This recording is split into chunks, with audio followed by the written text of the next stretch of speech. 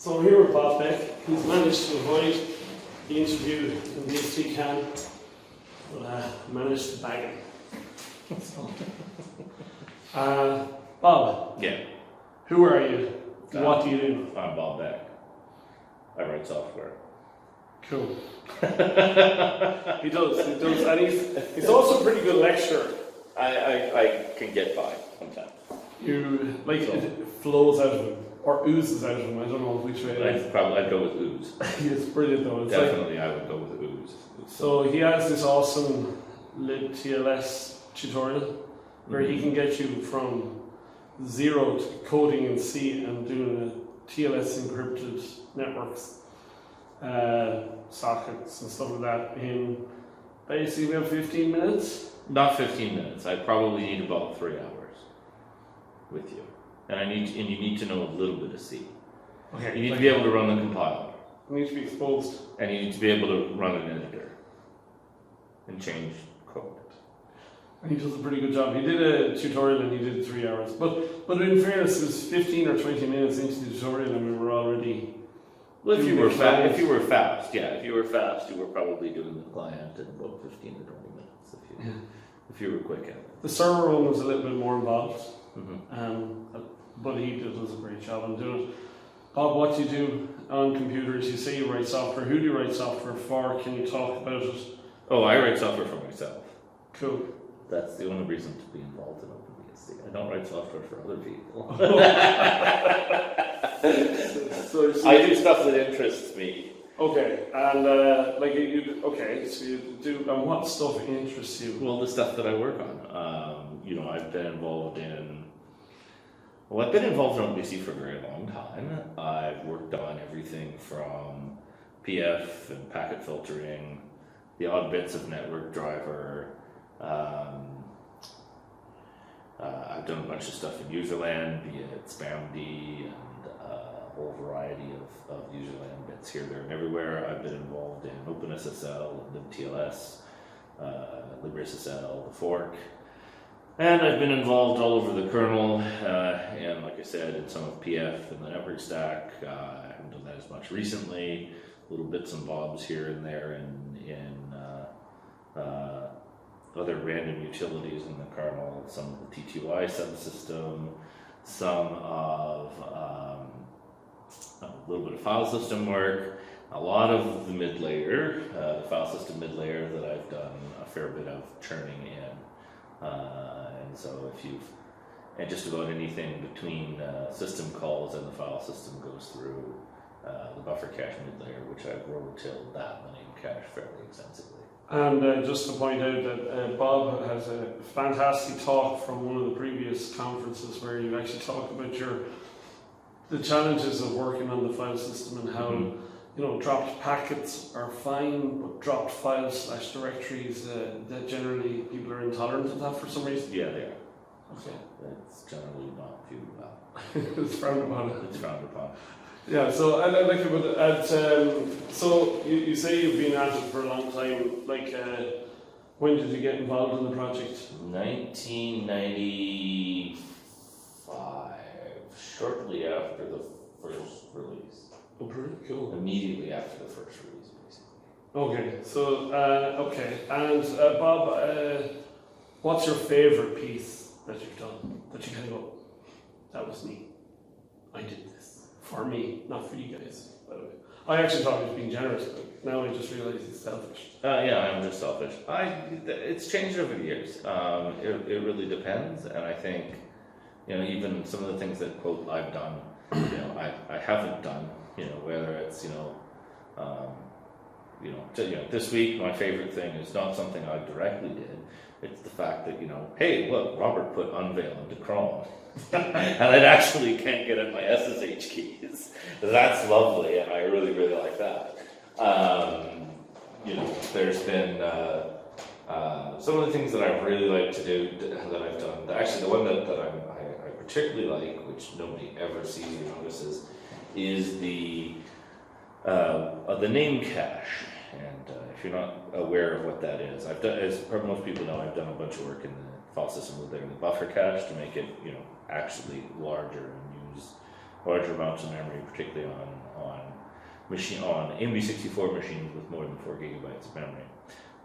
That wasn't as interesting as the name cache, because the name cache used to be effectively a fixed size, and it's used to rapidly look up a file to vnode. And when you're looking at the file system, when you're trying to say, oh, I looked up etc password, and the etc password is this vnode, rather than having to read from the disk, read the directory vnode, and go and find that, you can actually cache in the mid layer, hey, this name is this, this name is this, this name is this, in memory, which is used to be a small fixed size hash that was global to the file system. Okay. So you would have this little fixed size hash that was and so it didn't hold a lot of things. And I decided that was kind of silly, and we got rid of the fixed size hash and needed a red-black tree hanging off of every vnode that was dynamically allocated as the thing for read in if it was a directory vnode, so that you just had that sitting there waiting for stuff to pick it up. And so that one I'm pretty proud of. Okay, so that made it a little bit faster and more scalable. It just worked, yeah. Pretty cool. It hasn't had too many problems. And then, I did that one so long ago, every so often I go back, it's like, oh yeah, I remember this. Oh yeah, I did that. Like that, okay, cool. And, yeah. So, I mean, there's been a few. Okay, and if there was one thing you'd change about OpenBSD, what would it be? I don't know. If I wanted to change it, I would change it. Boom. See that lads, he just threw it down. There's always things that, would be better. The question is that is there time and effort for people available to work on it and do those things. And so, I'm not one of those that goes, oh, I wish it would change. I wish we had a better file system. I wish we had this. I wish we had that. Well, then go do it. Literally go do it. I see you may have seen some people more vocally on the lists, or some people just, folderize the lists away with, frankly, you're just going, oh, when are we going to have this? When are we going to have ZFS? When are we going to have Hammer 2? And, it's shut up and hack. You don't sit and whine about it or feel entitled. I mean, we do this because it's interesting to us, or it's a feature we want. The developers are volunteers, and if you've got an interest in having that in there, then contribute. Yeah. Then So either fund the developer to do it, fund them, or start writing code. Okay, cool. And you mentioned that you're a lecturer, or you have been a lecturer in the past life. And being honest, I was subjected to the libTLS tutorial, and I have to say it was really enjoyable. And I mean that, and I'm not blowing smoke up here. It was more that it was clear that you've done this before, and it was actually very good. Have you ever considered doing more of that, or maybe online feature requests and just dropping in on them now? Like what? Like a lecture series. I guess I have. Part of the reason is I did the libTLS one the way I did was to see if I could actually use effectively, because it's in GitHub, to use GitHub the way I did to make that that with exercises and solutions to the exercises available in a format that people could use. So in some sense, I'm kind of thinking about that in the back of my mind of, can I do other things with that? Do I have anything ready to go that I've decided to do in that yet? No, but maybe. But there's also a difference between teaching material and then how you present it. So true. Will I give the tutorial again if people want me to? I suppose, but so can you describe how you use Git? Because it was actually, I'm not a huge Git user, clearly, because I'm more of a network engineer as opposed to a developer. So when I was there, and I'll be honest, I just did it because I'm like, hey, it's Bob Beck and libTLS, I'm actually interested in it. Mm-hmm. And it was really cool. So I went from not having coded in 20 years since college to, and it is 20 years ago this year, this month actually. So anyway, moving swiftly on, getting old. But yeah, so basically, can you describe how you use Git? Because it was pretty impressive how it structured the tutorial. Well, it was really more of a case of being able to say, okay, if you use this git clone here, copy the little URL from GitHub, copy it out, clone the repository, now you have all the code. There's a few branches, I just tell you, here's how to check out that branch, now you're looking at the solution to this, here's how to check out this branch, that's how to look at the solution to this, and we can look at it ourselves on the monitor by examining the diff in GitHub. That's really all there is to it. And so it's not really anything like the strength of Git. If anything, it's just because I have GitHub available. So it makes kind of a ready-made presentation tool to go over the differences to see a solution. Yeah. And that was really what I was using it for, is to basically, in front of a class, be able to review a diff with people on a web page. And it was pretty cool in that basically what Bob did in that tutorial was he took basically a clear text client and a clear text server, and then said, right, within 20 lines of code, in around that, 18 to 20 lines of code, About that in each side. you can make, in each site, fair enough. You could actually make it like TLS encrypted with libRSSL, which would mean that you actually have quite a secure, or as secure as possible, I suppose, cryptography library than you. So why do people make a bags of it and try to write loads of lines of code? Well, don't forget, libTLS is pretty new. So most of our new stuff in OpenBSD that uses TLS, we write using that API. There's a large established code base out there that uses the old OpenSSL way of doing things, and so that's still supported in LibreSSL. It's still there, and there's no real plans to jump away from it anytime soon because so much software is using it. Yeah, okay. And what about so you say you did work on the file system, you did work all over the place. What is the one that's a chore for you that you go, Jesus, do I have to do this? But you have to do it for yourself. NFS. And NFS. Every goddamn time I have to touch NFS.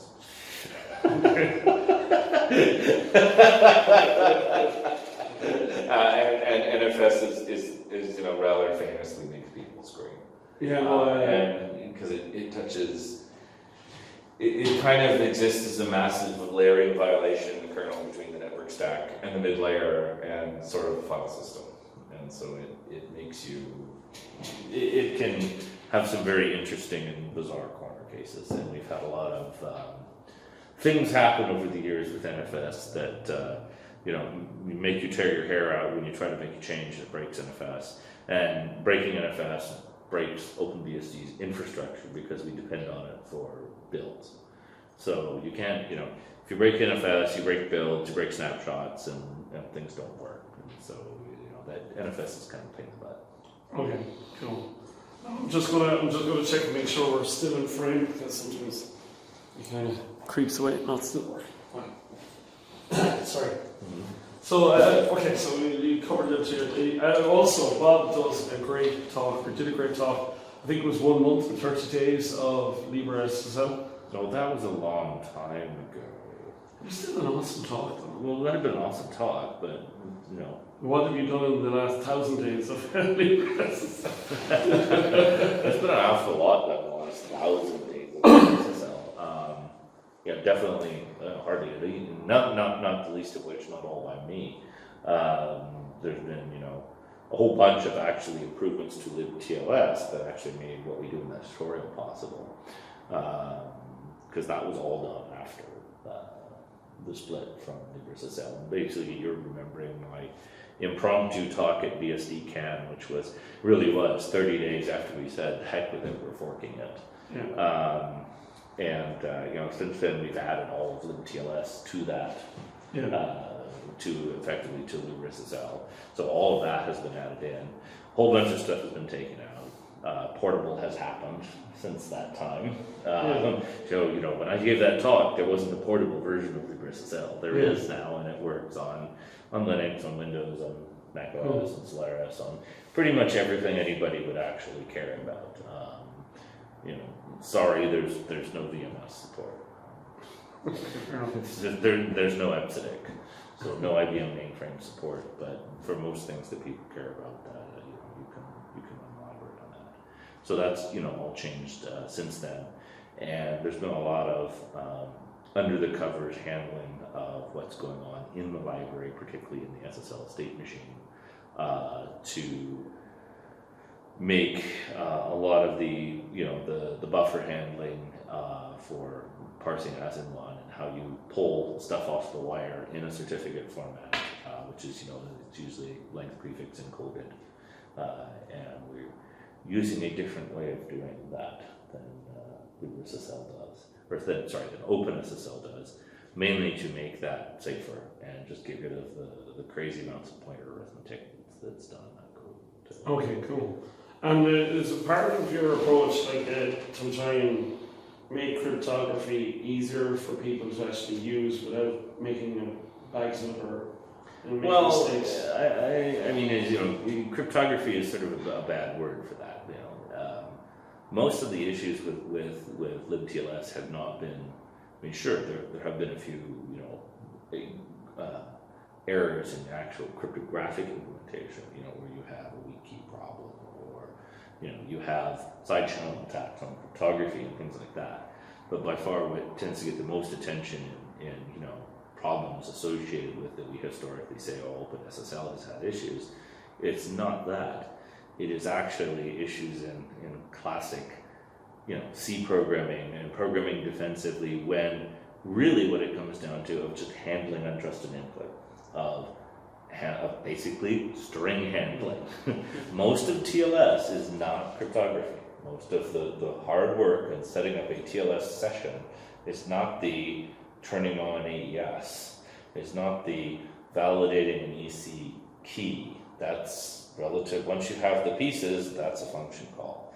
It is, I've gotten these bits over the wire, packed up in this serialization format of as in one, and I'm supposed to do that in this way and change state here, here, here, and here. I'm supposed to send this and send this, and if I get this, I do this. If not, I do this. And so it's that basic state machine and string parsing and handling all the corner cases and all the edge cases, and what happens in an error case, and what happens if memory allocation fails, and what happens if somebody, instead of doing what you thought they were going to do and sending you the next state, sends you something bizarrely different to try to make your state machine go bananas. So those kind of errors that have people think, it's a cryptography error. It's not. It's actually it's effectively the standard. It's a standard error in programming something that is complicated and not handling edge cases and untrusted input.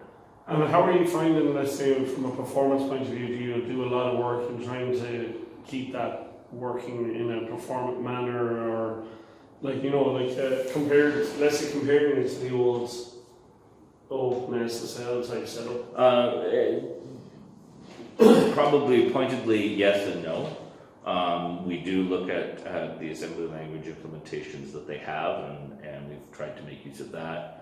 Yode and a few others have made some improvements to those, but by and large, if the choice is between code we can read, code we can audit, code we can know is correct, and free of side channel attacks, versus code that runs faster, we're going to opt for the former. Yeah, fair enough. So yes, we want it to be performant, but we don't want it to be so performant that it actually has security issues. So, point taken. Yeah, case in point. The other, if you want to talk about something that I'm quote proud of, unquote, I believe, what was it? About a year and a half ago in Brisbane, Billy Brumley sent us an issue that I believe they sent to OpenSSL at the same time, which was, hey, look, this, and this, and in RSA is, in their the way that they did Montgomery multiply in the big number library is subject to a side channel timing attack, because they're not doing constant time big number multiplication operations. Like, oh, that's interesting. Well, unless you explicitly requested constant time in the library, you would get the default one, which was not constant time. And I looked at that, and yeah, they described a way to do the constant time Montgomery multiply, and I looked at that, and yep, I can do that with this, and there we go. Got that, got it to pass the regression test, and then went through the standard multiply and that. And so I basically went through and changed the big number operations in LibreSSL so that the default, if you did not specify anything, was constant time. And if you did not specify, if you actually explicitly asked for the non-constant time version, then fine. Supposedly you know what you're doing. Okay. Which, you know, and then I audited use of it in the library to say, okay, constant time everywhere we think it matters, except where it probably doesn't. And, you know, that was fixed a year and a half. That actually... Before OpenSSL bothered to fix it. I think just simply because there was a bit of a miscommunication, I think, in their part. I mean, they eventually did fix it, but it was more of a case of, oh, you know, obviously, take this and reverse it around, and actually, hey, make it safe by default. If you know, you know, sure, if you absolutely know that you're not dealing with private keying material and you're not dealing with something that can be looked at, and there's an advantage to someone to time this operation and tell what's going on, then great. You can choose to do the non-constant time version, but by default, if you're doing big number operations, they're done in constant time. It makes DC a little slower. Okay. DC, the desk calculator, the command line application that you can type numbers into, that actually uses the big number library. Okay. And it's a little bit slower because it does constant time math. What sort of percentages? I didn't bother to measure it because I didn't care. Okay. Well, you mentioned something about, and it kind of belies the approach, that you found a potential problem or a potential way of a side channel attack. And then I didn't find it really problem. No, someone else found it, but then you went, right, okay, this conceptually can be applied in other areas in the OS. And so you basically, when you I wouldn't say it was necessarily other areas in the OS. It was the noticing that the reason that this is an issue in the first place is that there is this non-constant time version of the big number operation, and that the default is to always use the non-constant time, the fastest version possible. And obviously, you know, when you're dealing with stuff that is the security sensitive library, that it's the same default is no. Always try to use the constant time version, unless you're certain otherwise. So the default should be safe, not the other way around. And so you basically said, right, we found this issue, so now let's look at anywhere else that might use the big number operations, make sure to use constant time. And that kind of belies kind of an approach that you always take, that if you find a problem, which is something I think you've talked about in LibreSSL. If you find one problem and you see that this is, if this is a whole class, fix all of them. Don't fix the individual one. Find the programming paradigm that leads to why the mistake was made. It's not just that somebody made a mistake.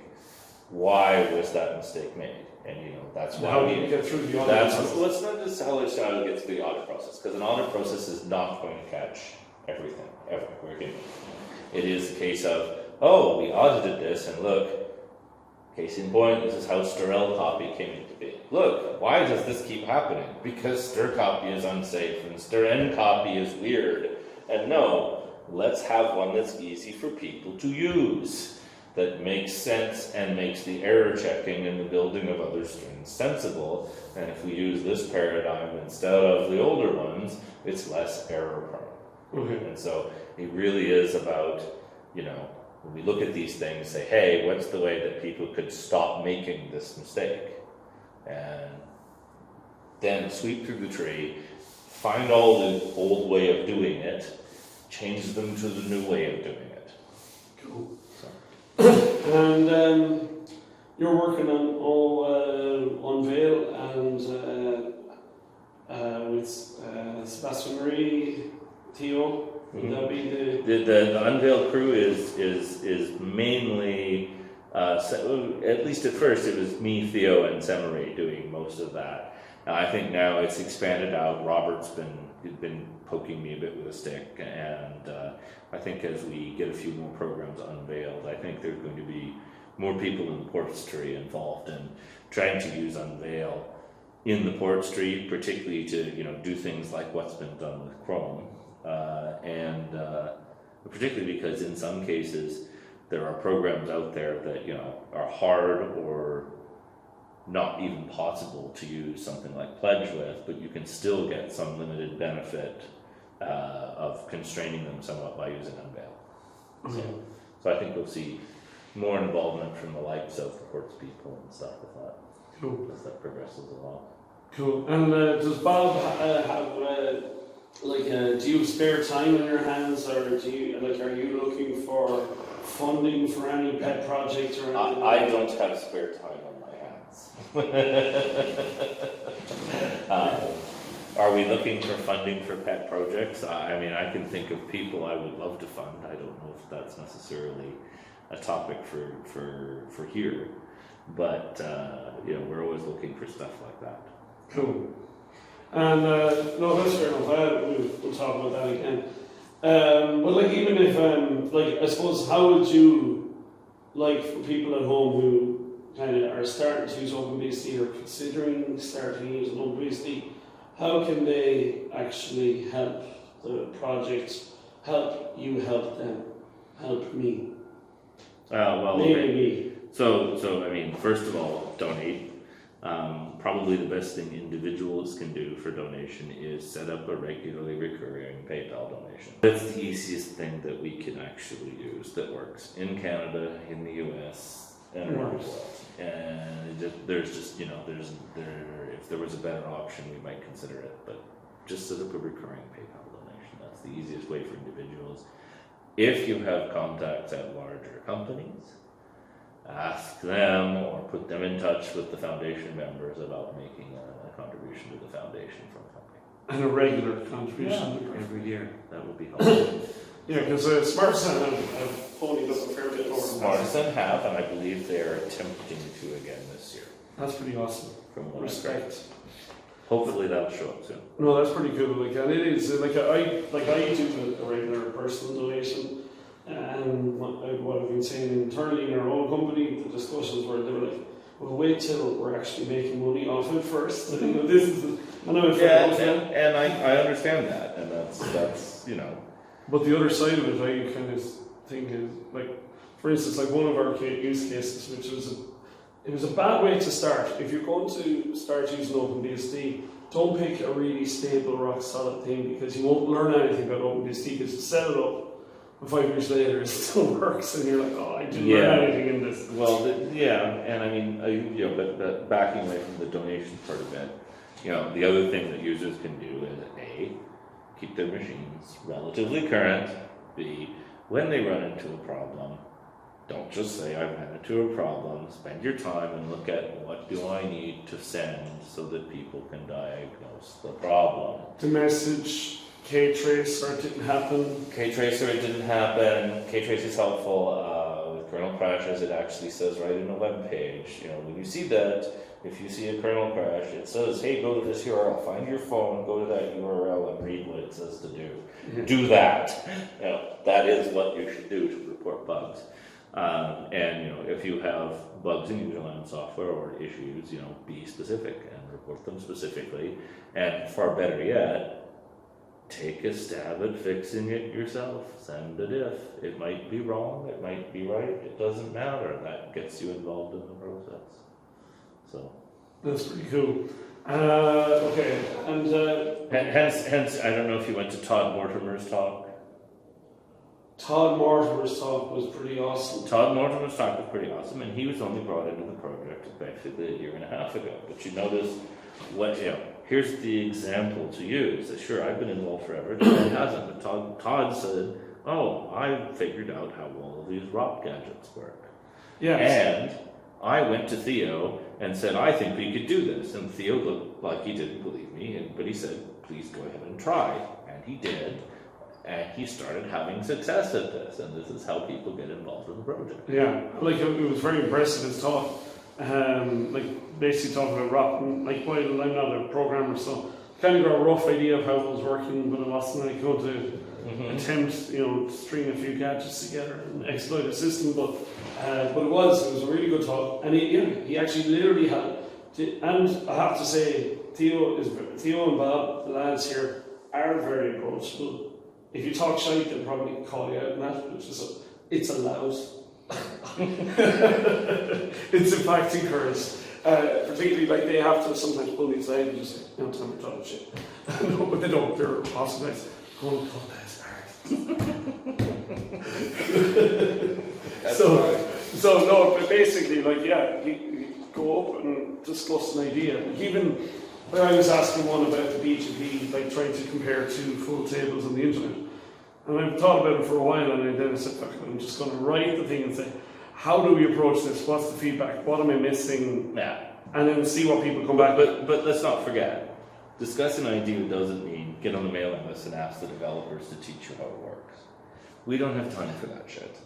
Discuss an idea is do your homework. Yeah. You read up on it. You read the code. Ask intelligent questions. You know, show that you have actually thought about it. You've looked at how we do it. You have gone into the code and looked, or you've gone out there and you've done your research, as opposed to just, well, how does this work? Teach me. No, it's more like, and in my defense on that one, I had researched. I hadn't quite looked at the code because I'd be standing in the field of thistles, as we would say in Ireland. But it may as well be, you know.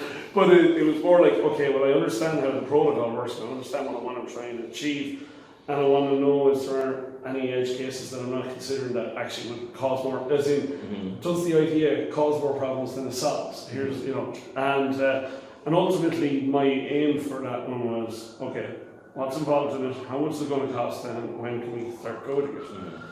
Or if someone says, we're not that interested, but you can have a go. Like the way, like, to be fair with Theo, like he said, have a go. He gave the guy a chance to make a difference, and he was made a significant difference on rock, which, as Theo said in his previous presentation in EuroBSDCon last year, was one of the rock. It was one of the most frightening papers you've ever read in computer science, and Todd just stepped up and said, I can help with that one. I think I can fix that. That's pretty awesome. And like, look, do the simple stuff, you know, documentation, help with that. And you will, like, there's an attention to detail that's required in the project, which I actually really respect and like, because if you have the attention to detail, then it allows me a little bit more flexibility in what I do. So you do the hard work. So. Well, there's also a thing that people somewhat don't realize often about a project, is that when we get picky, if you will, about we force we start pushing things upstream to make sure that programs, when we do things like put in return guard and stack protector, and then we compile the ports tree and we discover that ports explode with these features on them because they've got bugs in them. When those features are then picked up and upstreamed from the ports tree and fixed, well, that fixes them for everybody, not just for OpenBSD. So when you have tooling and a ports tree in OpenBSD building with aggressive security mitigations, and when those are used to find bugs, and those bugs are patched in our ports tree, but when the ports tree people fix them, push those fixes upstream, that helps everybody. Yeah, so it helps everybody that uses that package, even if you're not running it on OpenBSD, but if you're running it on Windows or on Windows or Linux or Solaris or anything like that. So it's like about didn't I just have a little brain fart there and say Windows? Linux really is the new Windows. Is it? Yeah, Linux is the new Windows. Yeah, it's the new Windows. Well, actually, it has quite a fan base in Microsoft. Yeah, and it has all the fun security problems of Windows 95. Because now it'll never be patched ever, because everyone will run old ones in containers forever. Okay, and yeah, like containers, actually, there was some interesting, the way, there was one thing I liked, because I followed the OpenBSD, or stalked it privately for a while without knowing anyone, and I remember, Theo didn't like virtualization but then he kind of saw the merits to it, I suppose, or used them, but he still obviously has all its security flaws. So you're kind of pursuing it and trying to make it more secure than the current, let's say, options out there. And as Rake says, it breaks his heart to run OpenBSD on basically Linux systems. You know, he's got, oh, Jesus, there has to be a better way. Well, I mean, yes and no. In some cases, it might break your heart to run OpenBSD on a Linux system, but to put that another way, if you want to have something to do a utility function within your router, like Cisco, and a high-end Cisco has a way to run a VM machine to do that in it, and you can run whatever you want. Guess what? That actually means you can run OpenBSD to do that stuff in your Cisco router. That is pretty cool. And that's a pretty cool thing to be able to do. Absolutely. So, and it's nice to be presenting the OpenBSD system to the internet, and so you have the security mitigations as much as possible in the OS itself. One last, sorry, because we're all getting restless here, but on the conference, which was your favourite talk, apart from your own?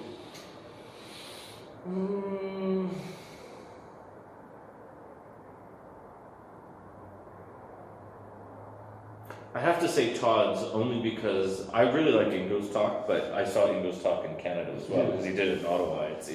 He's very, you know, he's updated it a bit.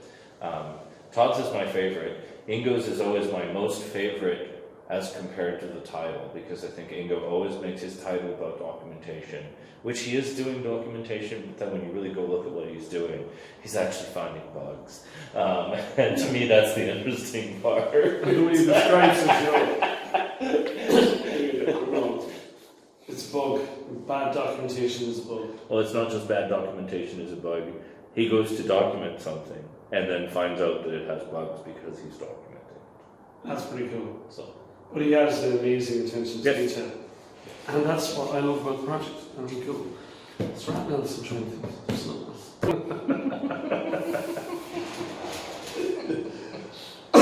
No, that's cool. No, that's brilliant. Okay. When did you start using computers? When did Bob actually? Oh God, I don't remember. Yeah, as a kid. That was a long time ago. Cool. You're still a bit of a kid. Are we all? Yeah, absolutely. Bob, thank you for your work. Thank you. Keep it up, and pleasure. Thank you.